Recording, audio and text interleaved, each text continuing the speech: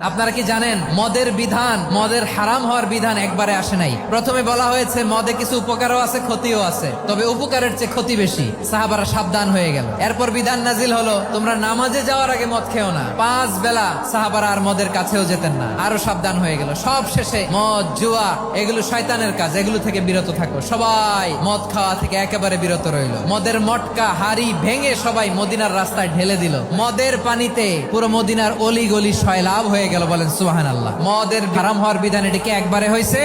না।